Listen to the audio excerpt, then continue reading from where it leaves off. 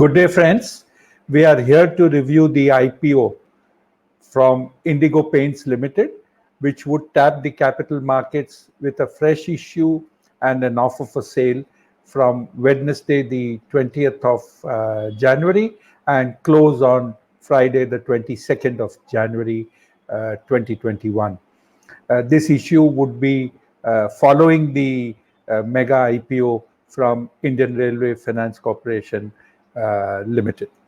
A little on the details of the issue. The price band is 1488 to 1490, and the market believes that the asking price by the company has changed in the 10-12 days leading up to the IPO roadshow, which happened last week. Looking at the buoyancy in the markets, earlier the issue size, the offer for sale was expected to be 700 crores. It has now moved up to roughly 870 crores. So 170 crores on 700, which means just about 25% the price has changed. The company is one of the organized players in the paint industry. It's a niche player simply because it makes some products which are not made by other companies, which would include the like of Asian Paints, Berger Paints, Akzo Nobel, and Nerolac Kansai. About 28% of the company's total revenues come from such paints. The top line of the company is likely to end this year in the region of 720 to 750 crores. We all know that post-COVID-19, the first quarter was fairly muted for almost all businesses, excepting, of course, the auto and two-wheeler industry, which had a roaring time then and continues to do so.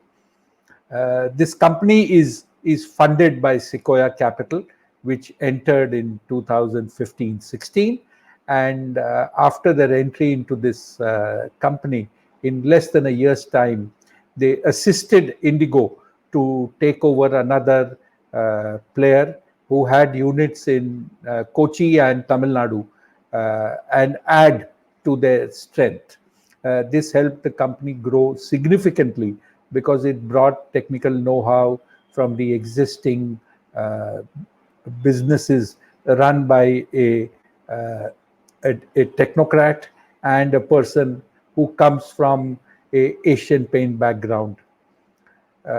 The second important thing is that the company has, besides these two, the original plant of Indigo Paints, which is set up in Jodhpur, and the philosophy of this company is to have plants closer to the source of raw materials, because the raw materials, which include powders and chemicals, are far more expensive to carry than finished products.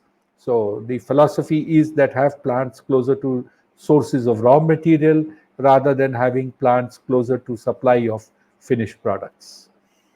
If we go forward, the company follows the tried and tested method where dealers are empowered to do better business with the use of tinting machines and gyro shakers.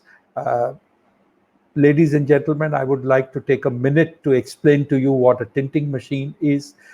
From a 16 color base that a company has, you can have a shade card of as many as 1,000 colors. And this 1,000 colors is for one company. Assuming that there are 1,000 shades for an Asian Paint, similar number for a Akzo Nobel, similar for Nerolac Kansai, etc., you're talking of 5,000 shades. There would be some overlap. Let's reduce that. You would still have 3,000 shades. 3,000 shades can be generated from 16 basic colors, and you can get exactly what you want with the use of a tinting machine, which is basically dispensing colors from these 16 colors in the required chemistry that is there. And then you add the basic raw materials and you get your paint. So the tinting machine is a computer-driven machine, and the gyro shaker shakes up your entire raw material so that you get a uniform paint. The cost of a tinting machine is about 1.3 lakhs. Earlier, they were imported. Now they are made within the country. And the sales that a company generates depends largely on the number of tinting machines that you have, because almost everybody, particularly architects, are very, very fussy about the shade that they want in a client's home. What could be the drivers for this company going forward? As I mentioned, it's a niche company. While the sales are nowhere in league with the top 2-3 players, it has been registering a fair amount of growth. It is also labeled as the fastest growing company, where, however, I would like to have a little bit of reservation that the low base of the company definitely has a role to play as they get bigger. Let's say from 750 crores to 1,000 to 1,500, that growth to be maintained as they are doing today could be a little more difficult than what they have achieved so far. If we look at the valuations that the company enjoys at the issue price, they are in sync with the rest of the market. So whether you compare it with an Asian Paint, with a Kansai Nerolac, or with a Berger, they are fairly in sync. On top of these valuations, this company, which is going public starting Wednesday of next week, enjoys a premium which, when added to the issue price, makes the valuation about a good 25 to 30% more expensive than Asian Paints. I'm not quite sure as to who would be an investor at those prices. So the listing of this issue would be very, very interesting, and one would look forward to see what kind of investors come into this company at those valuations. Whether the grey market premium would remain, would go up, or would reduce, your guess is as good as mine. But as far as investors are concerned, the issue will do very well in subscription. And if you are one of those persons who gets allotted shares in the IPO, you should be grateful, because you would certainly make money considering the premium and the fancy that this share has is enjoying.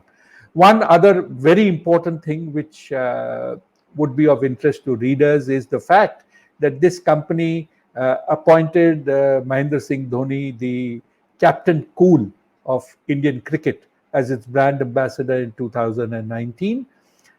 This would continue for a period of 3 years. And from sources, I understand that the continuation of the brand ambassador post that expiry of 3 years would also continue, irrespective of the fact that Dhoni no longer plays Test cricket, ODI cricket, and also the shorter version 2020 other than the IPL. So it's not so much as the cricketer Dhoni, but the human being Dhoni who would continue to remain the brand ambassador of Indigo Paints. And Indigo Paints uses Dhoni and the name Indigo represented by the zebra. Thanks for watching the video. Hope you enjoyed it.